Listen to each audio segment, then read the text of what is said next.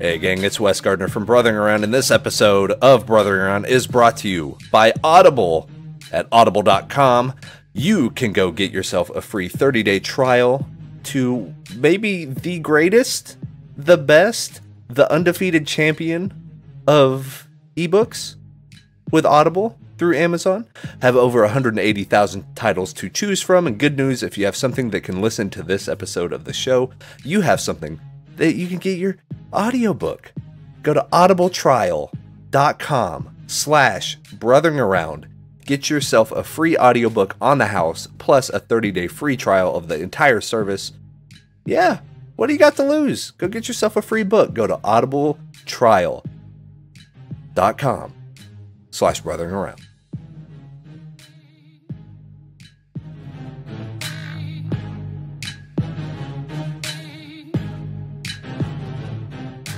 Internet, it's episode number 26 of Brothering Around. And That's right. One of your hosts, Mr. Wes Gardner, Comedy Hobo. The other one, what are we? We're like Bonnie and Clyde. We're like we're the three musketeers without a musketeer. Right. So it's just the two of them. We just need two. We don't need a third musketeer. Come on. Wonder Twins activate. That's right. Brothering Around. What is it? What were the ambiguously gay duo on SNL? It was it was Gary and Ace or whatever. Oh shit! So. Oh, that's hysterical. That's it right there. That's it. There you go. That's it. We're Brothering Around. Welcome back. Welcome back. We missed all of you. Thank you so much for joining us again. Hope you're all doing well. And how are you doing, Mr. Marco Flores? I'm doing good. I am not dying as usual. Good man. I'm actually rested. Didn't go to boxing today.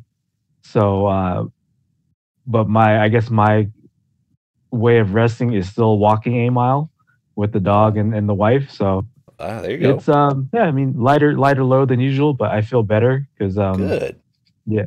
It just wasn't. I mean, during work, I'm not looking forward to going. Or like I'm drudging it. Yeah. But as soon as I'm out of work, and I'm home relaxing for the 1 hour, I'm like, I think I can do it. Then I make myself go and then just get the work in. That's half the battle, right? Is like getting in the door. Yeah. Isn't that what they say? Yeah, getting like in the door, hardest mentally, just be prepared. The hardest part is going. Yeah. And then once you're there, you kind of have to do it. You know. Right. I can't tell you the last probably 2 weeks I've been slacking on the gym, but it's just because I just don't have that, that drive isn't there. But we got wedding stuff we're worried about. We got all sorts of shit. That's true. So it's like, but literally just walking through the door, getting on my gear, like putting in the headphones and just walking in there, I would be too embarrassed if I didn't work out. It's like, here's this guy that drove his ass all the way across town to walk into our room just to walk back out of the room. Like, it doesn't make any sense. It'd be ridiculous. Right. Question for you. Do you guys have a videographer and photographer or slash photographer slash videographer? So for the wedding, I think Brittany's uncle takes like incredible pictures. Like he's very passionate about the hobby of photography. Sure. And he takes like a lot of great pictures. He has one of those actual camera lenses, like the ones that stick out about 3 feet. Like he's almost like a photojournalism style setup that he's got. But he takes some sweet looking pictures. And and then we thought about it. We're like, we'll hire him. And he, of course, he was like, no, we'll do it for free. But I was like, no, I'm gonna give you money because that's a lot of time and energy.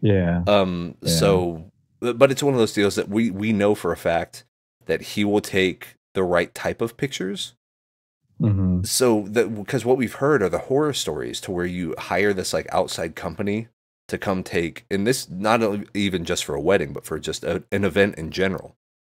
And they take like random ass pictures, like pictures of trees and like a bird. And you're like, I did not invite this bird to my wedding. Like I need pictures of family, and friends and us. And but when you actually see the shot, you're like, oh wow. Yeah. So we need someone that's going to take pictures of the actual thing. Yeah. And it sounds to a lot of people that haven't planned a deal, and you know this, you've been through the drill. Like, oh yeah, whenever you're paying someone money to do a task, and then you pay them, and then they do the task, sometimes you don't quite get what you paid for.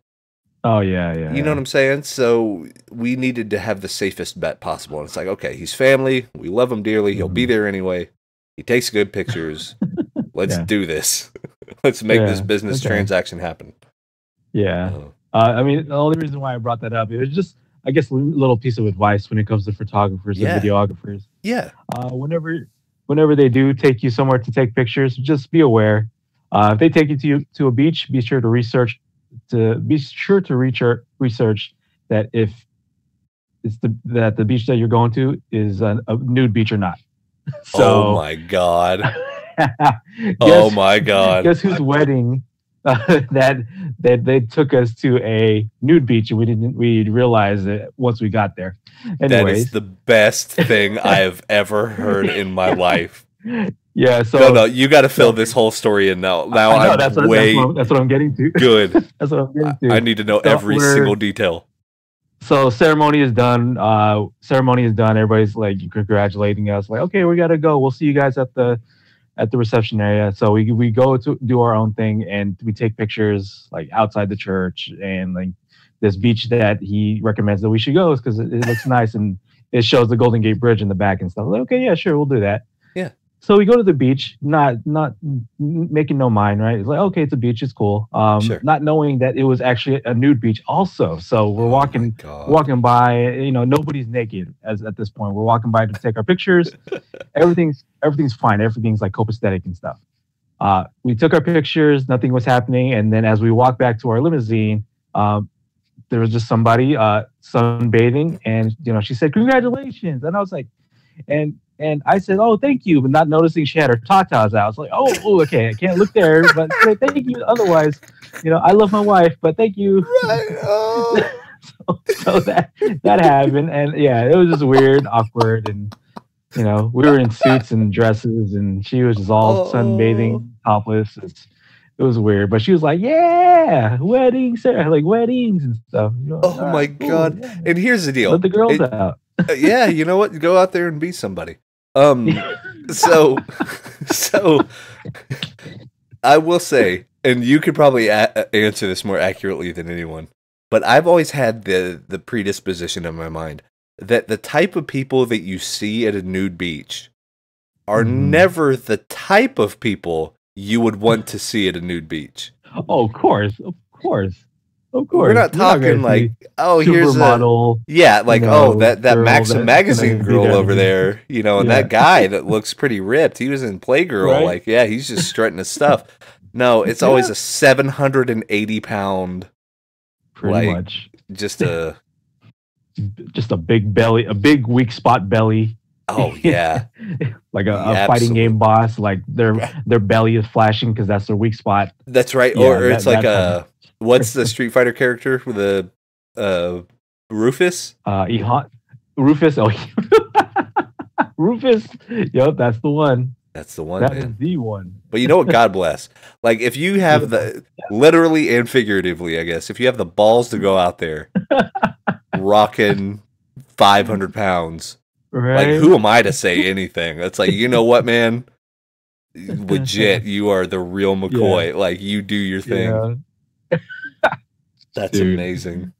So yeah, a little piece of advice: research your areas. Make sure that they're not nude. Anything, nude parks, nude beaches, nude like Chuck E. Cheese or whatever. I don't know. Nude Chuck E. Cheese. That's a whole different party. That's a whole different party. Yeah. Right. Oh man, that's fantastic. Oh my God. So this. What an opening. Yeah, I mean, that's the best one we've ever had. Easy. Oh yeah. Because that's one of those like, did you hear the story about the nude beach at the wedding? And the people are like, what the fuck? Wait, what? Excuse me? So you can only get that from Brothering Around, kids. Be sure to, of course, share the word with your friends and family to listen on iTunes and YouTube. So we have a few topics to talk about. So, since we're kind of on the nostalgia trip of ridiculousness, It's funny because I think both of these things kind of have to deal with nostalgia a little bit. Yeah. Because, Yeah. but in like one in kind of real life and then one in kind of geek life, and sometimes the two mix and sometimes you keep it separate. But, we were talking about, you and I have both done martial arts, and, Yeah. I'm a second degree black belt in Tong Sudo, but I haven't practiced in easily over 10 years. Like, I don't think I've set foot inside of a martial arts studio in 10 or 11 years. Yeah. Yeah. So I haven't practiced it, but growing up, I did it and got my black belt and then kept doing it and taught for a while and all that fun stuff. And then Marco, you've been studying martial arts your entire life, and you're still, I mean, now you're just getting into Muay Thai. But I'm still going at it. Yeah. Yeah. With Muay Thai and boxing and, if anything else is out there, and I'm free, I'm willing to learn it. So yeah, and you're extensive kind of in the Taekwondo side, correct? Like more of the, yeah. So that is my main base. Yeah. Gotcha. So it's funny that we both picked the Korean martial art to do. Like right. you did more of the actual like island, sort of on the coast type stuff with the Taekwondo, and I did kind of the inner in the hills. Tong Sudo. In the mountain hills. Yeah, the mountain hills of the Highlanders of Korea. They do right. Here we are talking about mixing our geographies. Right. But yeah, so it's cool because they're both very, like at a glance, between Tong Sudo and Taekwondo, they're very similar. They have a lot of the same forms, even whenever you do, and like I don't know if they're called katas in Taekwondo, but they sometimes some of them were in Tong Sudo. Yeah. Once you got past a certain point, then you started doing actual katas instead of forms, and it was a different deal. But yeah, so the training's similar. It's a lot of almost like a kickboxer style training, to where very kick heavy martial arts. I think, which is also why we're kind of into the pro wrestlers who are big kick people, like Tajiri. Oh yeah, the strong styles, because like we resonate with the kicks, and you don't see that like so much in like say like American wrestling in a sense, unless you're watching like a Ring of Honor or what have you. Yeah, that indie style. So yeah, anytime there's someone that comes and does big kicks, we're big fans of that, because we know, we know what it's like. Yeah. We have a frame of reference, and we know how it feels to kick people. Like that shit hurts. Like it's not for sure. You got to train yourself to do it, So I guess it heightens that appreciation for it. But Marco had a really good idea, and like you messaged me and you're like, you know what, man, we should share old martial arts stories. Martial arts stories, just stuff from growing up back in the day, just goofy stuff. And like I told my story about being in the martial arts camp with the Korean kids, and we tried to explain the difference between swimming and a bath, shower and swimming. So just fun stuff like that. But I'm trying to think. I thought of two. Yeah, I thought of two. One that really stands out because I still have like nightmares about it. And then the other one that, once again, it was just like, it's weird because the ones I remember were both very painful. One because of actual physical, like, oh my God, I might die. But then the other one because I was so scared to death. So I'll tell the scared to death story first. So I don't know if you did. So did you ever go to like martial arts meets, tournaments, like point fighting? Yes. So with my tournament history, I went to Taekwondo Central tournaments, and then eventually, as I got older, I went to open martial arts like tournaments, like everybody's competing in kata, open form, or traditional forms, open forms, point sparring, and such. Right. In true mixed martial arts, because you could fight somebody from a judo school, you could fight somebody, from karate. You could fight, you know, from anywhere, everything. So it was always very interesting to see that stuff. But so this was at a kind of an open tournament, and I always placed really well in the forms because I was a stickler for forms, but I wasn't. I was okay at sparring. Like I did well at it because I could adapt, I could move. I wasn't afraid to close the gap type stuff. Like if you're bouncing around away from everybody, I wasn't afraid to just rush in. And it intimidated a lot of people, because people don't like to, someone's coming at you and they're kicking. Yeah. It's like it freaks you out. Yeah, of course. So I did okay, and I mean sometimes I'd come in second or first in forms, but I would always get like fourth or fifth in fighting. Like I wasn't like medal worthy for fighting. Right. And there was, we wore headgear. We wore the chest protectors that kind of wrap around the sides as well. So for those that don't know, you kind of put them. It almost looks like a reverse Teenage Mutant Ninja Turtles shell in a way. Oh right? yeah. Because you kind of put your arms through this upper thing. It's almost like putting on a corset or something, because you like put your arms in, and then it has all these like shoestring ties that kind of tie in the back, and you have a big circle on your chest because, of course, a chest hit's worth a lot more points.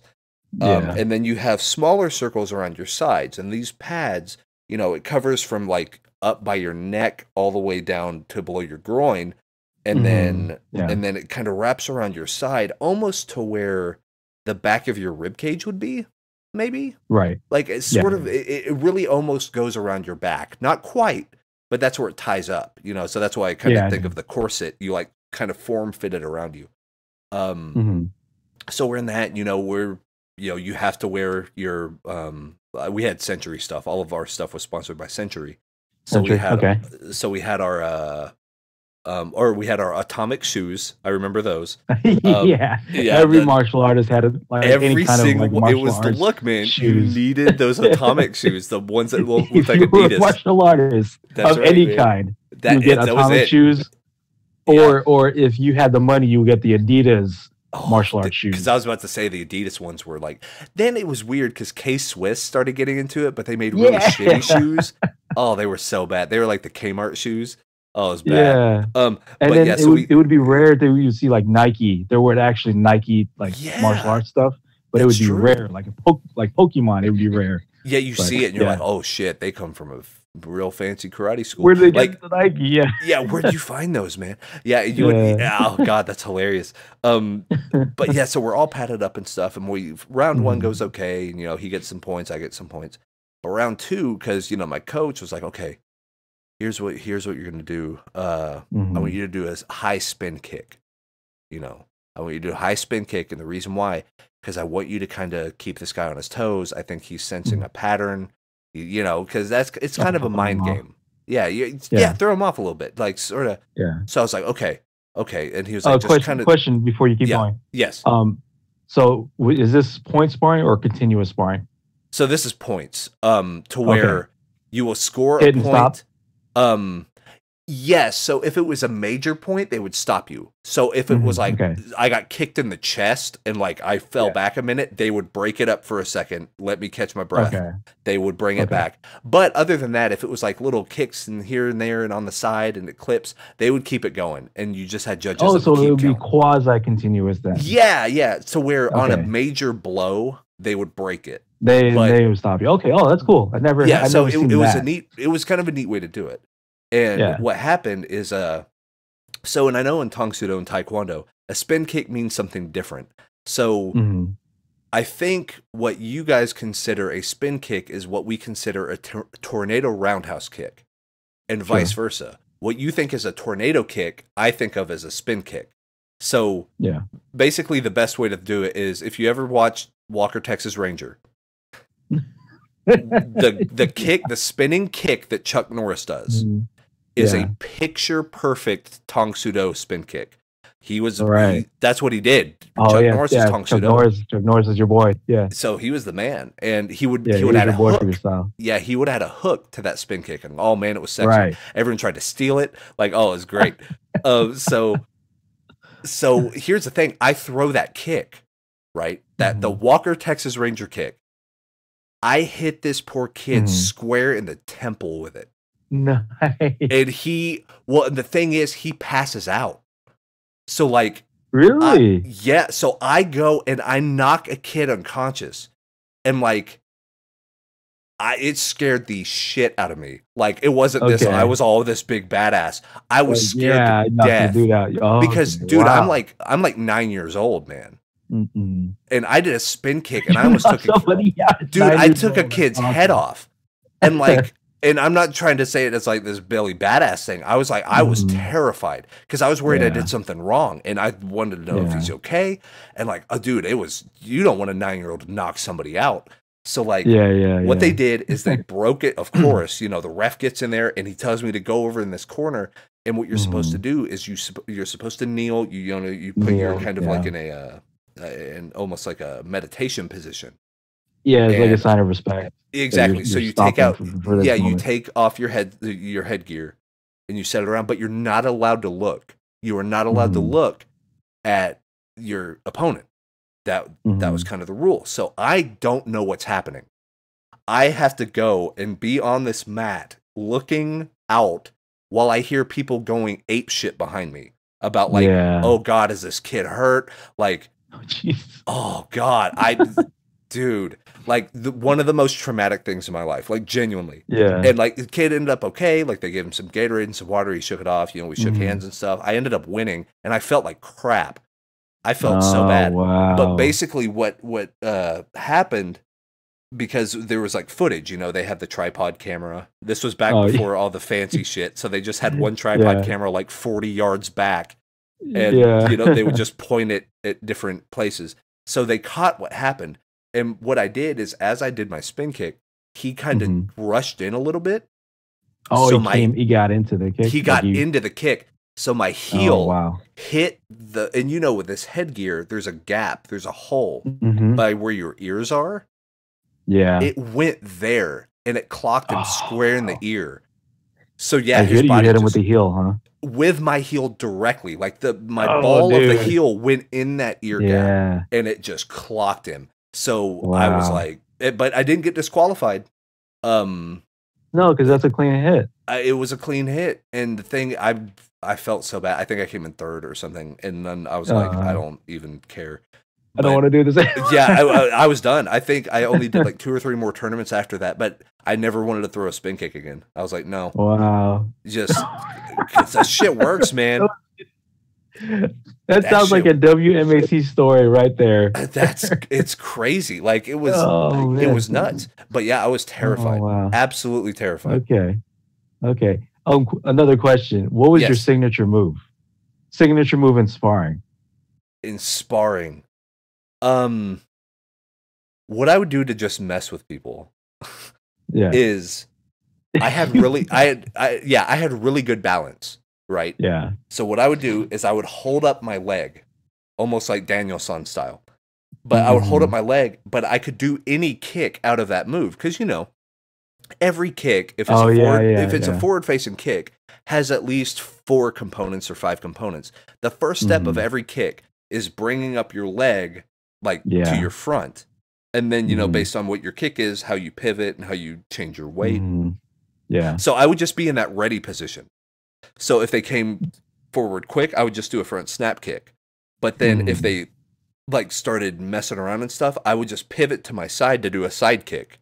And I would just wait for them to make a move, and I would change my kick depending on what they were doing. So it wouldn't let anyone in. And people would get pissed because I would just be standing there waiting for them to do a thing. And they couldn't get in. So I would always go into that with hook kicks. I love hook kicks. I love them. Yeah. I think it's the coolest thing. It's easy to break boards. It looks really flashy. Yeah. You just kind of you bring your heel in, you pop. I could probably still break a board with a hook kick. I haven't done it in 15 years. I bet if you held a board in front of me, I could go clip and get it. It's just mechanics. Your body was made to do that kick, But I would say out of all of it, probably the front leg kind of just waiting around. And it's funny because like a Huarong, exactly. That's what I was going to bring up. Whenever he starts that combo, he does that move. Yeah, he has to bring the knee up first. He just holds it up there, and I was like, oh, dude, I'm in.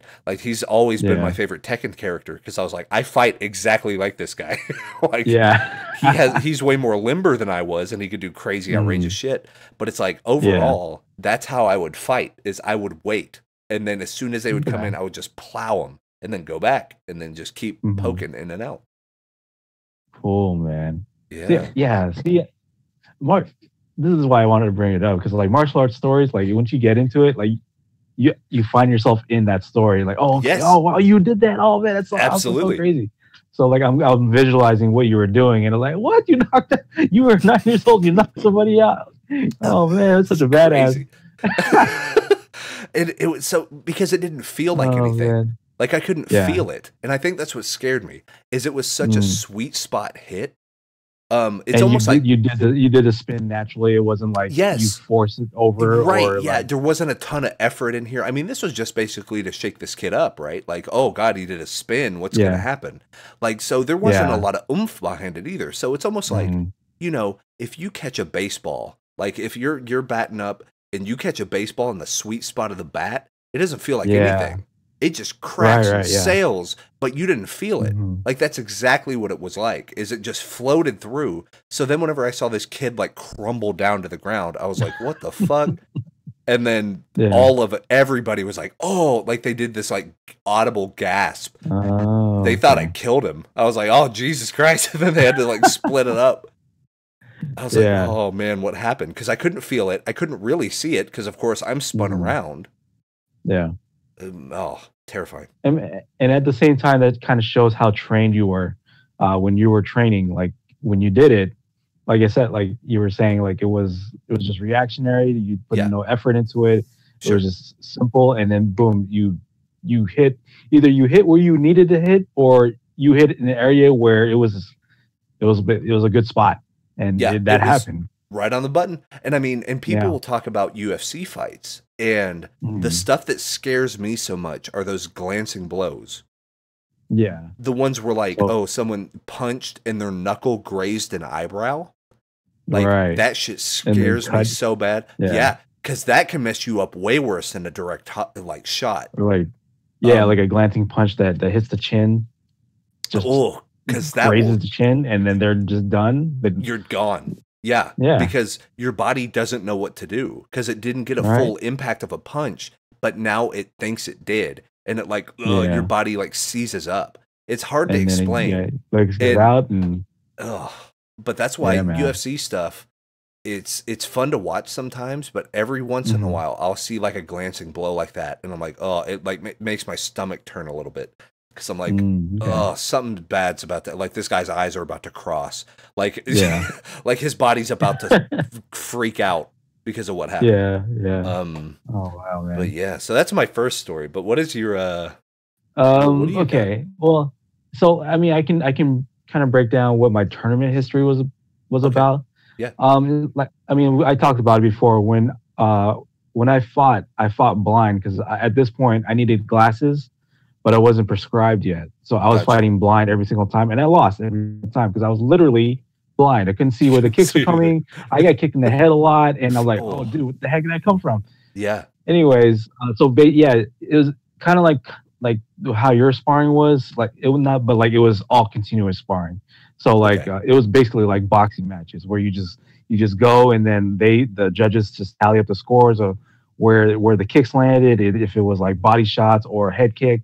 gotcha. Um, Sure. yeah, so I mean, Taekwondo sparring is basically boxing in a sense, but it's all kicks. So, Yeah. knockouts can happen, injuries can really happen. Like it's fast. Like Taekwondo sparring is very much is like the power isn't so much on power, like full like slow swings.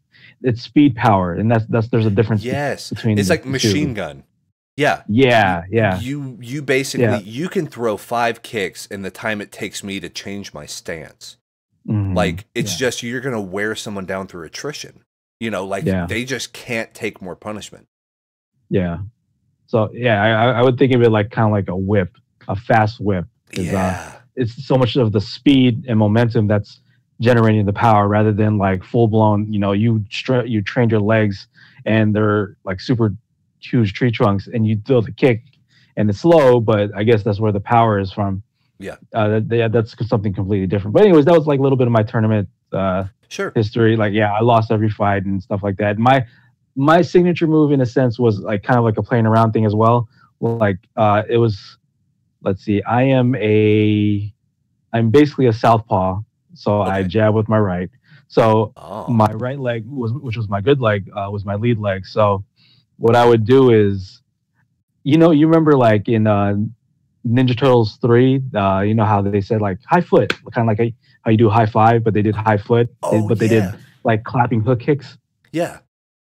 So that's what I did. So like so I did it in like in ways where I guess they would come in and I would like maybe move to the side a little bit, maybe like a 45, and then I would hit the back of their head because they went past me in a time. Gotcha. Yes.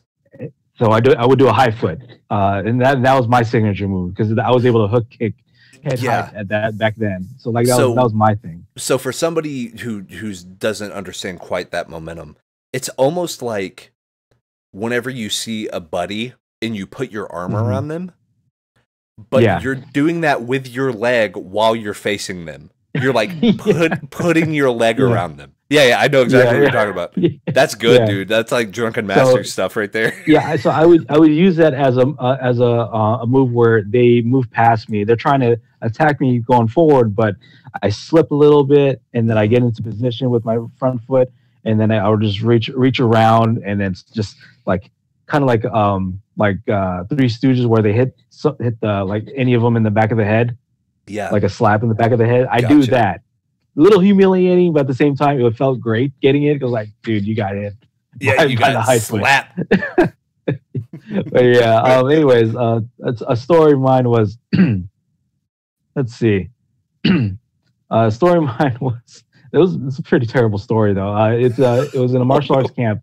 It was one of the camps that I used to teach at with loop kicks. So it's one of the years of loop kicks camp in San Jose, and actually I think both of my stories basically revolve around the loop kicks camp. But anyways, Yeah, the first year of loop kicks camp, all the world champions of like the open martial arts circuit came to be guest teachers and such, right? right.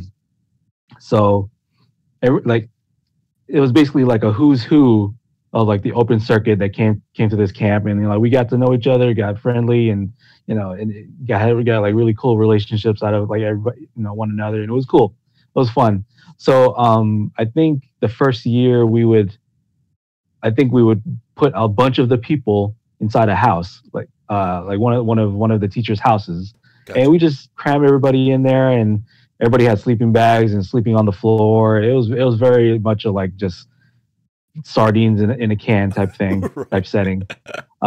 So so I brought my video game system there because out of everybody, I'm the video game person. Yeah. So I brought my video game system. I think it was like a PS2, and I think it was like Tekken 4 was the game that was out at the time. And so like everybody was playing Tekken 4. Oh yeah, yeah. They say they're really good. And I was like, okay, yeah, let's play because I really like this game. I'm really much of a gamer. Yeah. So I compare like say how in the open martial arts, like I said, world champions, they won championships all over the world. They're considered world champions. They Yeah. couldn't touch me in Tekken 4.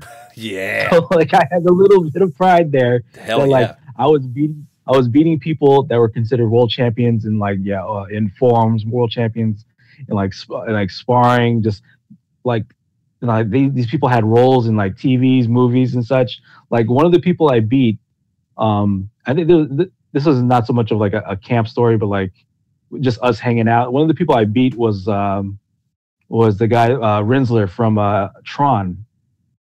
I don't know Interesting. if you're.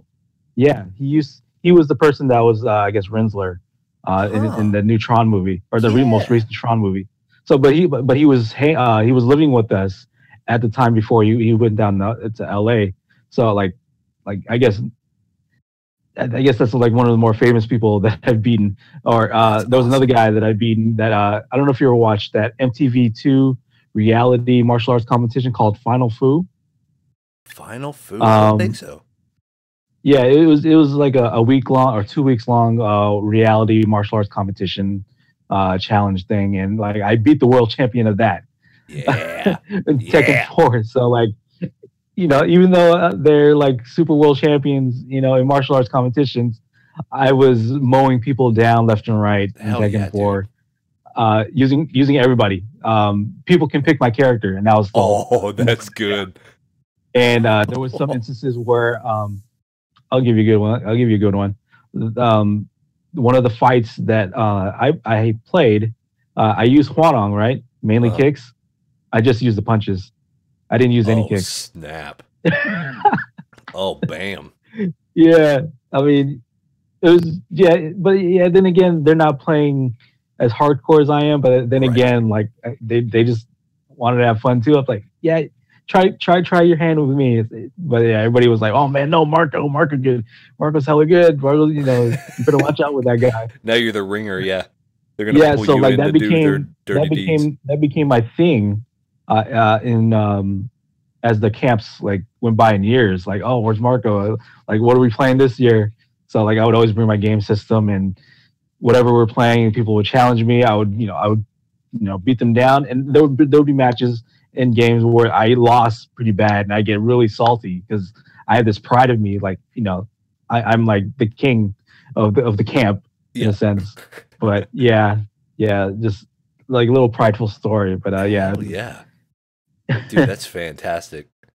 Yeah, man. The other one that I have is we were doing, and I think this was actually after the whole tournament thing, probably by a few years. So I want to say I was 11 or 12.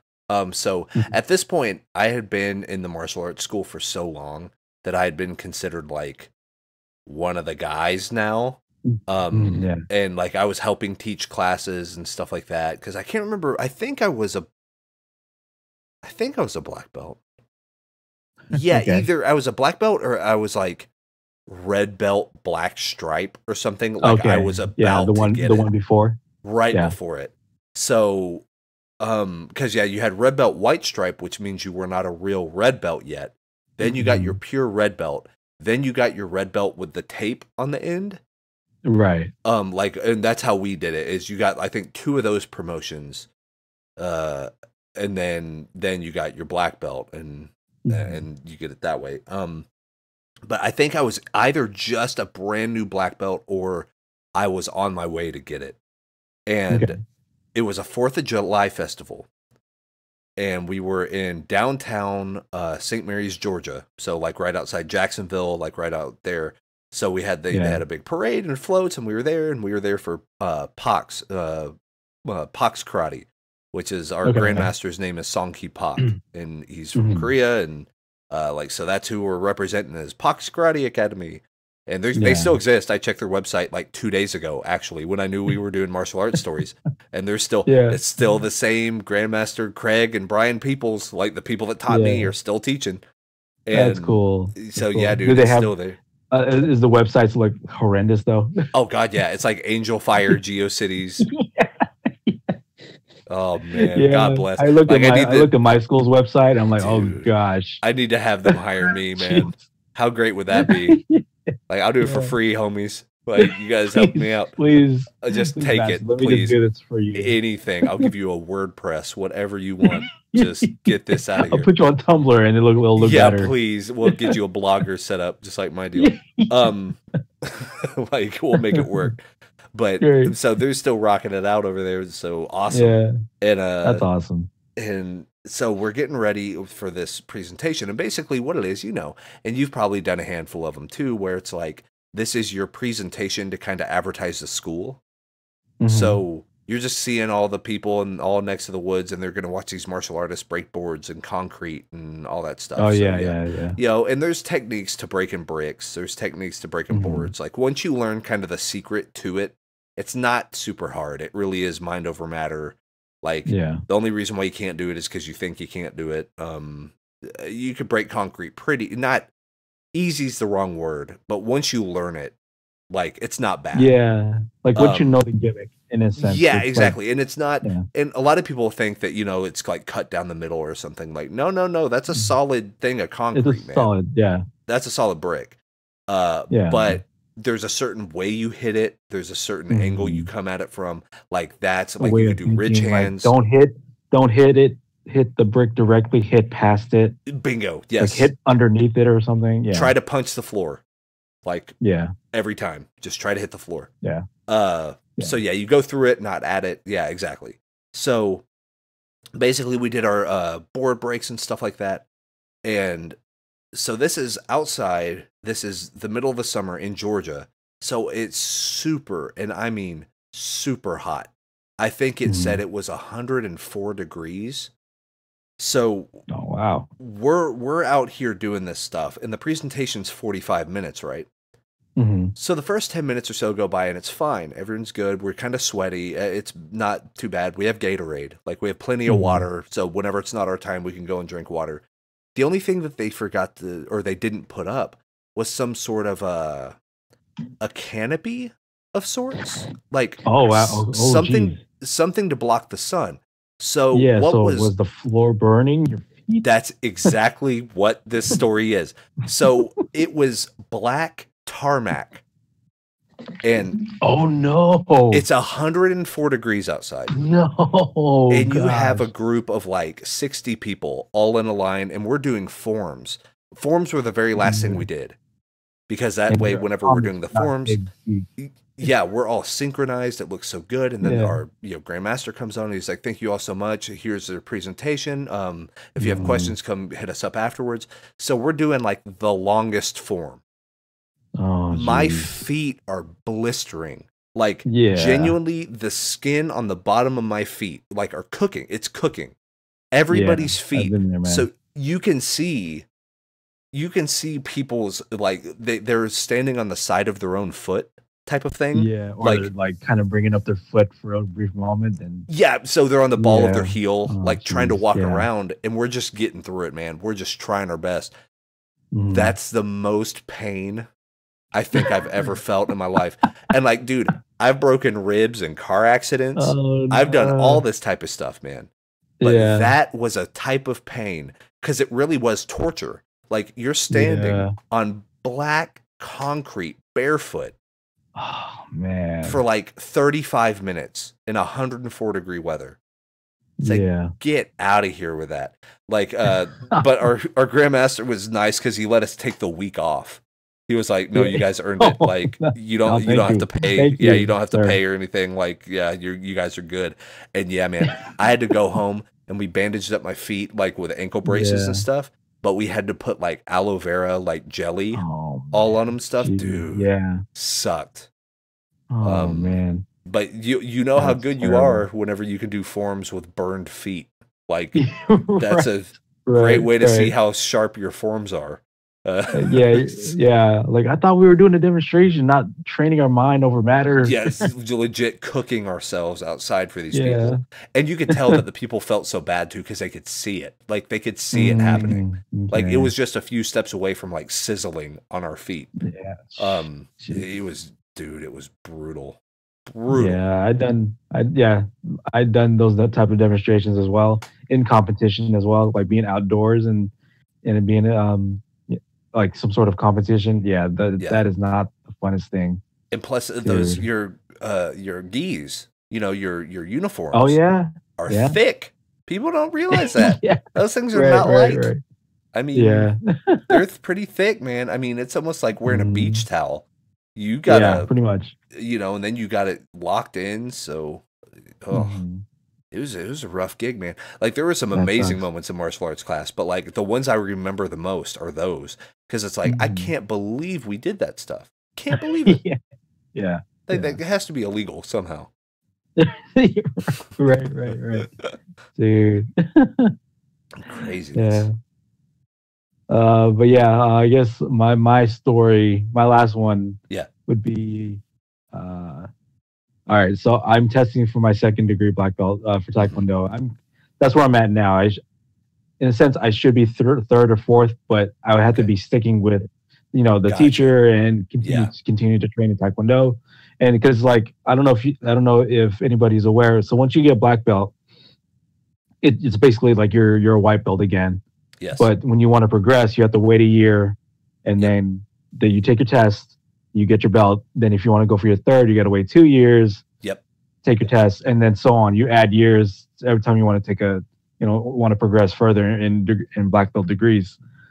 So I'm taking my second degree black belt test, but at this time I had the flu, Oh. and that is the worst. That is literally the worst feeling ever, at least to Oh, me. That I had to go through all the, all the testing, all the techniques, oh my all the God. forms, all the pousses, all the one-step sparring, three-step sparring, all this self-defense stuff, knife defense, like non-touch sparring. I going through all of our curriculum, and then before we were about to go up, before we started, my master was saying, so we want you to do a special demonstration because we know that you like to do jump kicks and stuff. I Oh was literally not no. in the shape.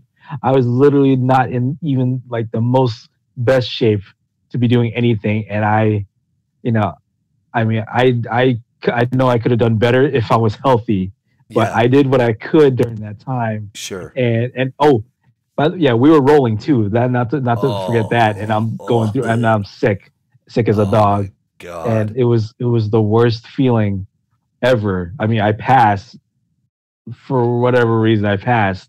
But yeah, yeah, just And going.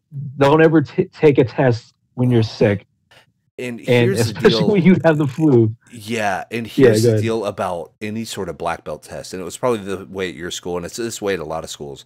It's like a Hmm. main event. It So is. you get everybody. I mean, literally everybody that's a student at that school, every teacher. So, They're like, all great. there I preparing. wasn't even there. I wasn't even in the same state. But tell me, were there like 90 people all staring at you during this entire Yeah. thing? Yes, because they call Funny everybody. enough, They call but funny family enough, members, everybody. yeah, but funny enough, I this was the makeup test. This wasn't even the main Mm, black belt testing, but there was people that still showed up. Other masters of like yep. in martial arts came to uh testing, and like, dude, I am not even. I'm. I feel like I'm making this school look bad because I feel so crappy. Right. You know. Oh Uh, man. but I still did it, and I still got my There you go, my man. black belt. So, That's how you do it, dude. dude, it And was. to bring it back to that point that you're talking about, yeah, how you explain the black belt testing schedule. Mhm. So there was a lot of Yeah. times because I'm a second degree black belt, and then Mhm. people would ask, "Well, what is your grandmaster?" And I would tell people he's a 14th degree black belt, and they're Uh-huh. like, "Oh yeah, no, you can What? do that." And I was like, "My Yeah. grandmaster is 87 years old." Yeah. Like, so you have to do that math. You have to take a look. So if you're That's going from your first to second degree and it's 1 year wait, and then you yeah. can test, Yeah. then from your second to third year, it's a 2 year wait. Yeah. Keep going up Yeah. that ladder and tell me how many years you have to train in martial arts to be a 14th degree 14 fucking black belt. degree black belt. He's older than Yoda. Like, holy Right? shit. Yeah. Yeah. Yeah, but I mean, Dude, that this doesn't dude was a exist, boss, man. man. I mean, he's probably long since passed away, or I don't know, man. He might still be Yeah. alive. He might be 186 years old. I don't know, And still but doing it. he would Yeah. in the big kind of whenever he would do his presentations and stuff. You Mhm. know how it is. Whenever your masters get to have fun and do presentations, they do the Yeah. crazy shit. Like he pulled a van, like a van that was in neutral. He pulled Oh, it really? with a What? chain with his mouth. Oh, what? Dang. I was like, this I've dude seen was that like, type of demonstration before too. That's crazy. this dude was like 60. He's Yeah, pulling man. fucking That's vans with his awesome. mouth. And I'm, With his mouth. and then what makes it even crazier is like, then the van opens up and here comes 8 dudes jumping out of this van. And then they all Like go to he like, was pulling with dudes. and Jeez. then they'll come out and they'll start fighting him. And he Yeah. like, Like how dare you pull our and then man with they, your of course, he whoops all their monkey ass. Like he just destroys them. And I was like, God, we have the that's coolest hilarious. grandmaster on the planet. Like, And I'm thinking of it like a wrestling storyline right that's now. pretty much what it is. It was all a work. I mean, it was probably all completely rigged, but I was so Right? stoked. I was Oh like 8 years man. old, That's freaking out. I hilarious. was like, Yeah. he kicked all their asses. Yeah. Oh, so funny. But yeah, those tests Oh, are that's the insane. most, I mean, all eyes are on you, and it's all Yeah. purely they're wanting you to mess up. Like, Mhm. it's not anything. you know, it's not anything malicious. Like they're not being mean about it. But like Mhm. everybody, because you have white belts all the way to other black belts. The black Yeah. belts want you to do perfect because that way you don't make them look bad, kind of like you said. Mhm. But then the white belts are just amazed. They're just like looking at you like, oh, you Yeah, can they're walk amazed at on water. your position. Yeah. Because it Like, really oh, is. that's And where I I want to be. exactly. And I will say that's kind of the coolest thing about martial arts is if you ever wanted Mhm. to, or even like learning some mixed martial arts, MMA, you know, jujitsu, that type of stuff, go for it. Because the thing Mhm. is, Yeah. it's a Yeah. whole different world. It really is. Like it Yeah. still has that world of honor and like prestige and ranking. And it's a big deal to go from like blue belt to, Mhm. you know, brown belt. Like that's Yeah. a big leap. And like people know what that means. And it's, you know, looking back, you know, you can make the argument that, well, if all these little kids are getting black Mhm. belts, then how hard is it really to get a black belt? But I would say go fucking try it. That shit Yeah. ain't easy. Yeah. It's not easy, Yeah. man. No. No. I mean, It's if real. the classes can still make you like, you know, sweat your ass off Yep. and like you're heaving and stuff, then that's a good school. You You know. earn it. I mean, Yeah. but if it's like classes where you know you lightly sweat it, or like say either the instructor's not trying so hard to make you work for your belt, or you're not trying so hard to make you work for your or for you to work for your belt, Yeah. then you know then you do have to question like what's going on with Yeah. the school, or what's going on What's with at me stake? with Yeah. my intention with the school. But like I think for me the very best thing of about like being in martial arts and like say you're fully invested into that school or whatever is when you get together with like a fight team, like when you get Yeah. together with like say like you're with the sparring team, and then like all you guys are training like say to be the best, or like to get the gold in your division or whatever, so you guys are pushing each other, and then you guys are also hanging out and still talking Yeah. and watching videos, talking about articles or whatnot about you know the whatever martial arts you're into, and for the say the next competition when like you know like there's a rival school, or you know there's a person that either beat you from the last tournament that's going to be you know is going to be Yeah. there, so you want to you know get one up on them, so your whole team members are like, all right, so you should do this and we should do that, do training camps and all that stuff. Like that's I feel like that is where like the sweetest spot is like Yeah. when I you're agree.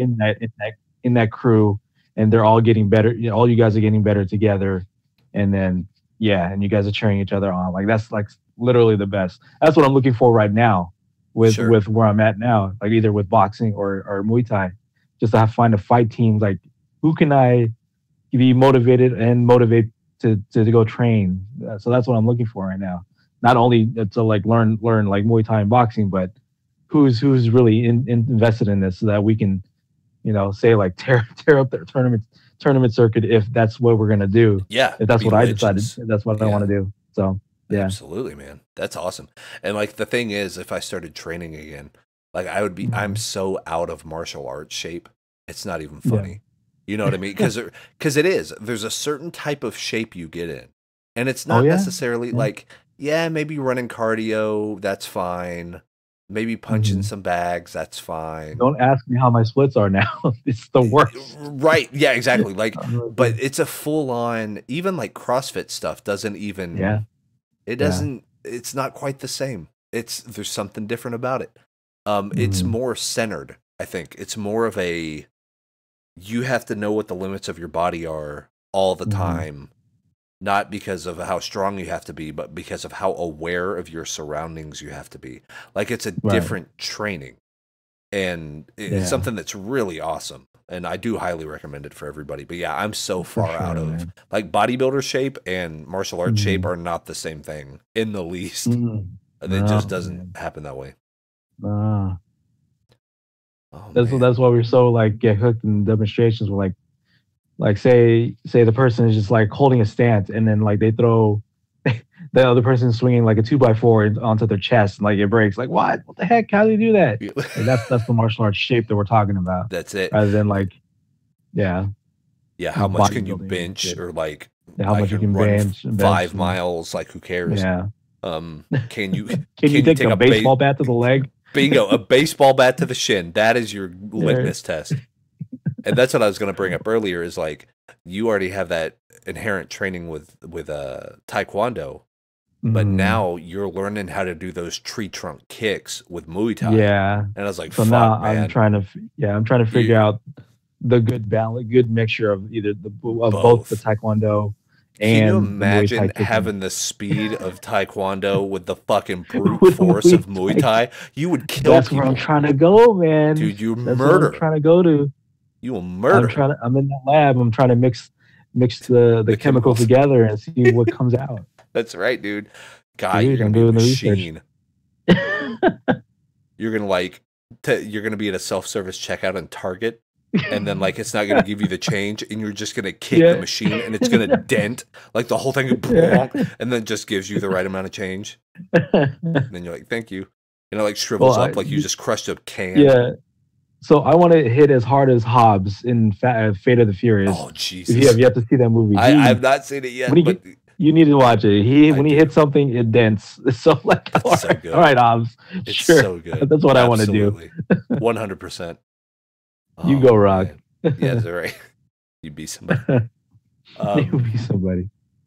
Oh man, but yeah, good martial arts talk. We've been meaning to have one for a long time. On and on, but for sure.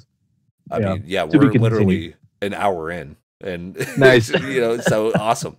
The only real other thing that I wanted to bring up, because I'm interested, because everyone has a different vibe on this thing, on this topic, and I was kind of interested in what your thoughts were on it.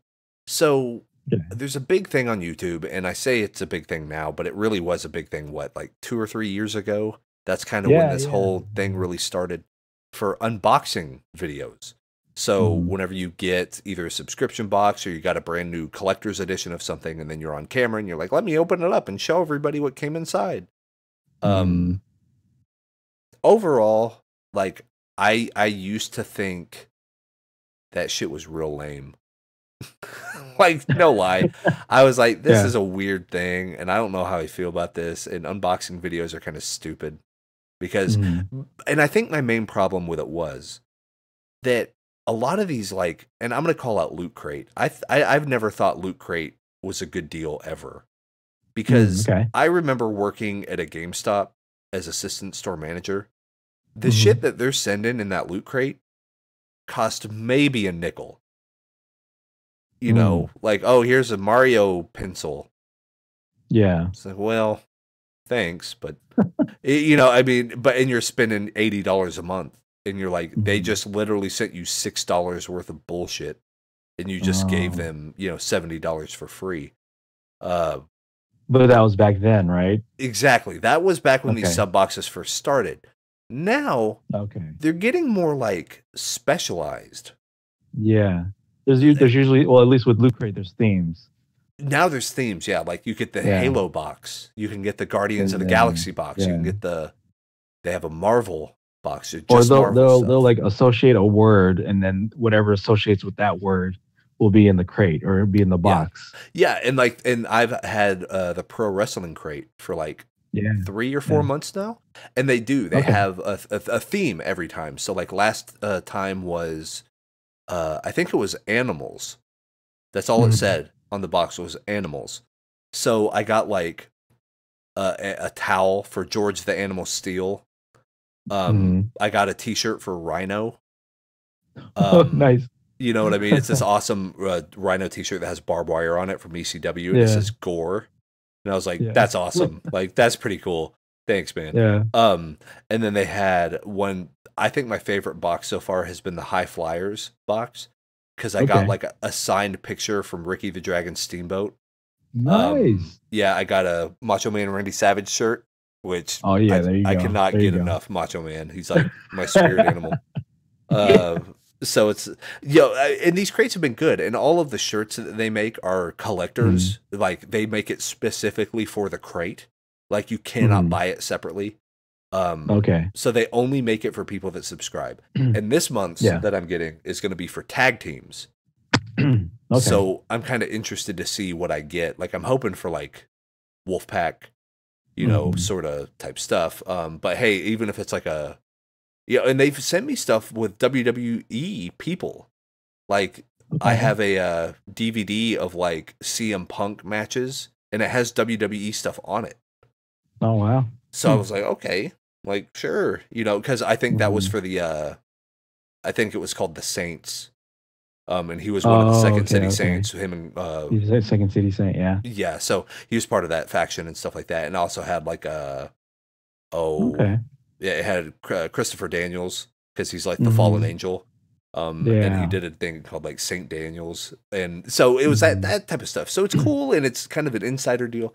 And then one I recently subscribed to, and I'm getting the first box this month, is Video Games Monthly, and Yeah. they send retro stuff. So they send actual games. I'm getting 5 games a month, I think. Hmm. So, and I'm That's getting a in lot of games, between. actually. Yeah, that's a lot of games, dude. Yeah. And so regular Nintendo, Super Nintendo, and Sega Genesis. Hmm. I've also added Super Famicom to the list because they're giving those out now, and Yeah. then they also can give out Master System or not Master System, Mega Drive. So Mega Drive was Oh, the yeah. Sega Genesis, but in Wow. Europe and Japan. So Hmm. they're giving that stuff out too. So I signed up for all that. I'm getting the first box this month, but I'm actually going to do an unboxing video. I'm gonna swallow my pride, Hmm. do the unboxing video, see how it goes. I'm actually kind of excited for it because Yeah. this service, man, they're giving away some good stuff. Like, I mean, of course, you pay for it. I mean, I Hmm. think I have 5 games coming, and I think I spent $40 on the box. Hmm. So, but from what I've seen of all the reviews, I've been watching like YouTube reviews and other people unboxing those. They always get at least as much as they spent, as far as like game rarity and value and how much is it and what does it go for on eBay. Okay. So they get pretty good stuff, and some of these people get some really rare shit. Okay. And That's good. That's good and for the you thing then. is, I'm not even in it for the oh, I better break even or I'm gonna be mad type thing. Uh, I think I'm getting into this because I want to start building a classic games collection. Like, yeah. and this is a For great way to yourself do too. it because they're going to send me stuff that I won't be able to find anywhere else. Hmm. I mean, Yeah. there's 2 stores around me that sell Sega Genesis games and like Super Nintendo and regular Nintendo, but their selection either isn't super good or they're charging way too much for stuff. Oh, okay. So like, I think in my past Commilog video, the one called "Keeping It Old School," I showed the 3 games that I got for the system because I Right. got a Yeah. Super Retro Trio, which plays all 3 of the systems plus Super Famicom and Mega Drive. So it Hmm. plays all those things, which is why I signed up for that box.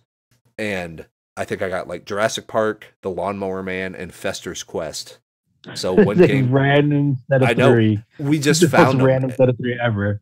because it was funny because Brittany and I went to the game store and let's buy the Mhm. weirdest shit.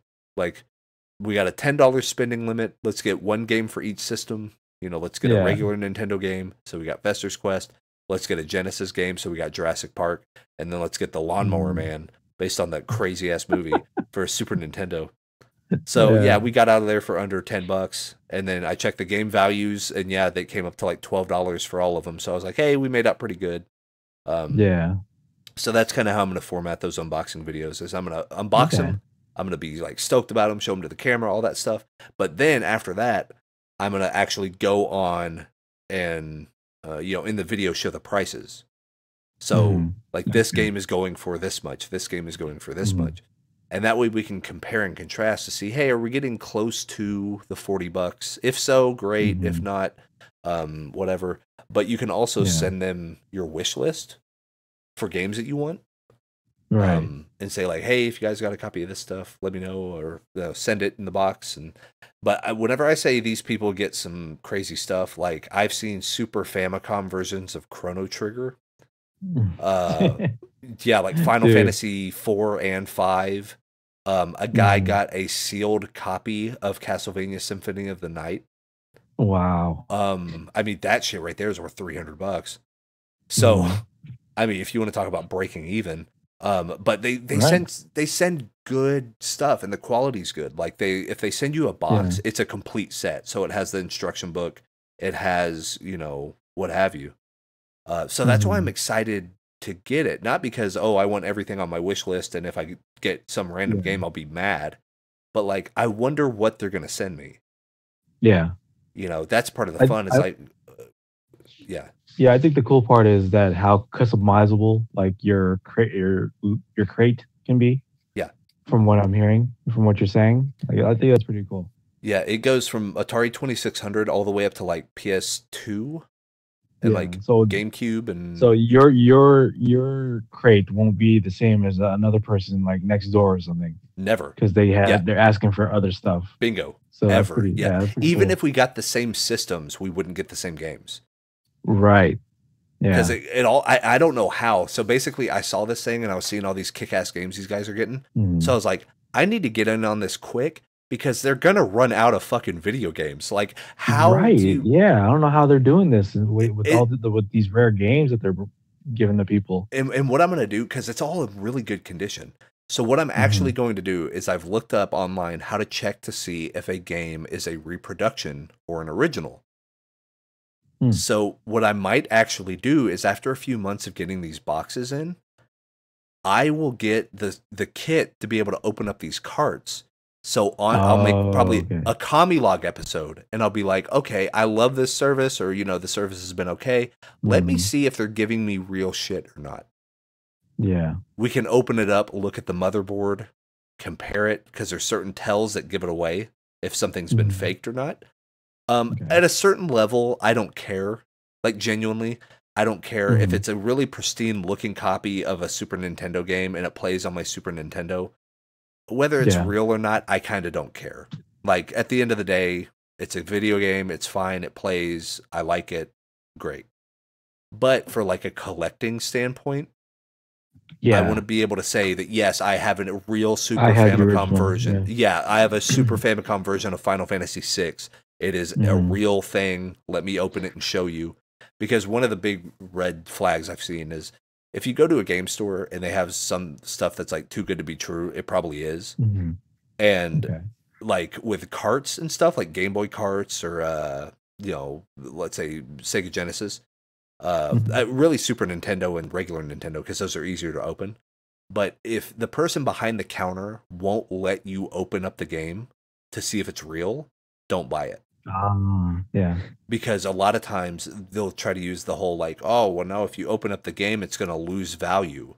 As far as Yeah. like a cart, that's bullshit.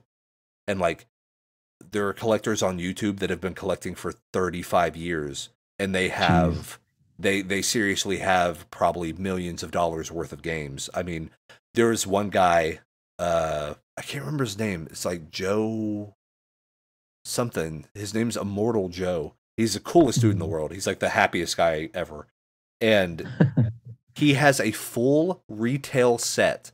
So every game that was released in North America, in box, all that stuff for the Super Mhm. Nintendo, Sega Genesis, Game Gear, like this guy has some shit, dude. Yeah. And he was the one that said if they won't let you open the game, leave. Because Oh, okay. yeah, he was like because they're selling you a fake. I was like, oh Mm. man, he's dropping bombs right Wow. now. Yeah. like I need to figure out Whistleblower here. that. Yeah, dude, he's the real McCoy, man. He's letting you know. Um, Yeah. but yeah, so it seems like the more specialized boxes are interesting because you Mhm. kind of know what you're getting, right? Like there's food boxes. So like, Yeah. oh, I'm gonna subscribe and they're gonna send me food from all over the world. Well, now you know what you're getting. You're getting food. Yeah. Like, and it's gonna be international food. So I think Yeah. that's less of a risk, in my opinion. Like it's less of a risk to say, I don't know if this is gonna be worth it. Because, well, Yeah. it's gonna be worth it if you want international food. Like, yeah, because that's what they're Right. sending you. Um, Yeah. it sounds common sense, but it's like, of course you're gonna be happy with it. It's like, Mhm. or like the Dollar Shave Club. Like, Yeah, yeah, yeah, they yeah, send yeah. you a razor and some balm and like some shave gel. So That's guess it. what? You know Pretty exactly what straightforward. you're getting before you're Yeah. getting it. So you can't be too upset when you're like, oh no, I got another razor. Yeah, you signed up for the fucking razor box. Like that's what you signed up for. Come on, man. Like, yeah. So, but yeah. So overall, I'm just excited to get the box because I want to see. Yeah. But I will say, and I'll be totally upfront right now, if I get a Super Famicom Rare RPG, I'm gonna flip out. I'm gonna on camera. I'm gonna like run sprints around my apartment. Ah! Oh yeah, I'm gonna scream. I will scream into the microphone too. That's funny. Because and that's what I'm gonna do is I'm literally gonna have the camera out and I'm gonna like show the front of I might show the camera of the game first and then I see it or something. Like I'm still trying to figure out the best way to do the reveal. I do think what it's gonna be though is I'm gonna have the box open, not facing me. Okay. So then I have to reach into the box and be like, okay, this feels like a Genesis game, or okay, this feels like this type of game, and then I pull it out and yeah, and then like da-da-da-da. pretty much. Speaking of, some dude got a box copy of Zelda: A Link to the Past. Oh, nice! I'm like, what the fuck? That's a $70 game, man. Yeah.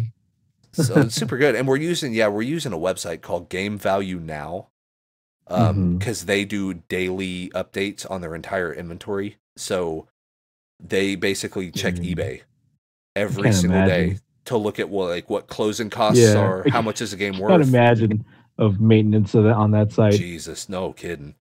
So that's why we're using it, is they do all the hard work for me.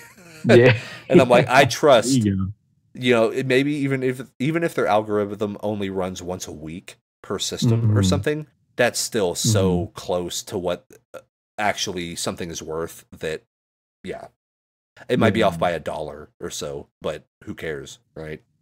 So just kind of a general info thing, but yeah. So have you ever gotten a subscription box or a? No, for me personally, no, never. There are boxes that I do want to like subscribe to.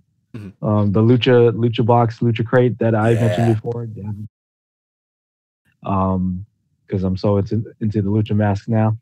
Something like that I would be definitely into. You know, always hearing the Loot Crate advertisements, like I'm really curious about. Like I know it's gonna be like a T-shirt, it's gonna be a comic, it's probably gonna be a toy, and something such and such. But like, I'm like, yeah, that's pretty cool. I could afford to. I could go for like some more new shirts that are more nerdy, right? Yeah, sure.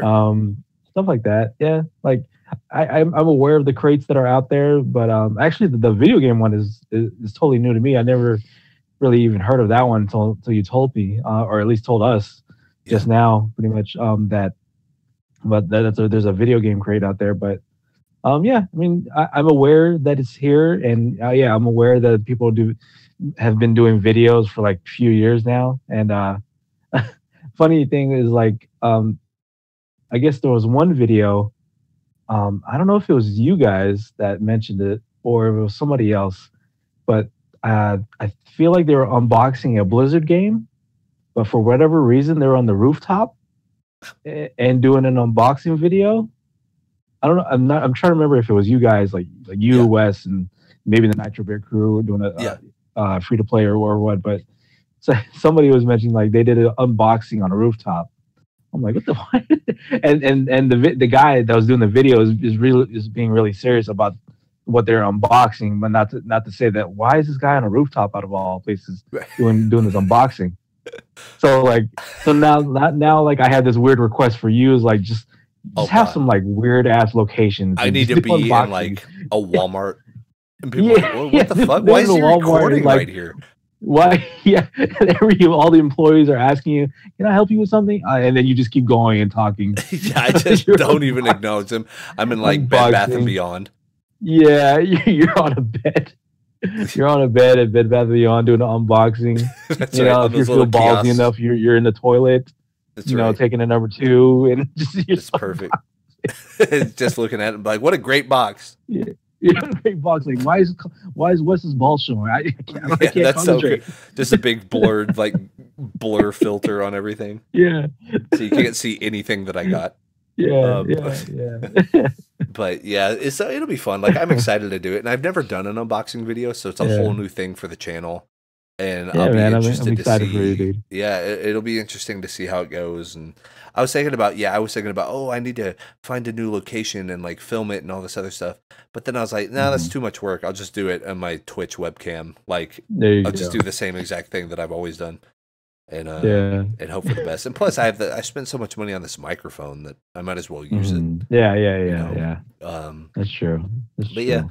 overall, I'm pretty stoked about it. And it's weird because on their Twitter they said they've already shipped the boxes, but I haven't received any Okay. shipping info. So I don't know if Mm. like I don't get that or Hmm. if they keep hold of it, or like I'm not sure how that works. They want to make it mysterious, like you'll Yeah. get it any day now. And Yeah, oh, sometime soon. But I'm like, okay, so maybe, I mean, it's coming from, I think, Michigan is where they're located okay. at. So not a super long ways. Hmm. Maybe I'll get it by the end of this week. Maybe Hmm. record a video next week or whenever I get it, basically. Yeah, And then I can put that up, and it'll be hard not to talk about it on Twitter before I post up the video, yeah, you know, and I'll have to not bring it up if we have to record another Brothering Around before yeah. then. Either like if you actually do pictures, like maybe blurb like the item itself, or I don't know, something just Yeah, like a little tease, I guess. Wouldn't yeah, hurt. or I'll But then put. again, that'll be work. But yeah, that's something you're willing. Oh yeah, for sure. And like I was kind of talking, and this is another whole side note. I know we're about to wrap up, but like, and I Hmm. was telling people, I was like, yeah, I do less videos on YouTube now, but Hmm. I feel like they're way better, like Yeah, way yeah, better than they used to be. So yeah. I'm kind of, and I'm at that selfish point in my creative life where I'm like, I'm just making this stuff for me. So if Hmm. anybody else likes it, great. But I'm just proud of the work I'm doing now. So I'm like, yeah, I'll just put Yeah. it up, and whenever that comes out, it'll be good. And but with the unboxing videos, those are easy and quick, so I could Hmm. probably get it filmed and published the same day. Yeah. But like with the West versus Backlogs and now the new West versus Backlog Retro that we're doing, Hmm. those take a little longer, but I think they're better. They're just Cool. Yeah, better man. content. So, Yeah.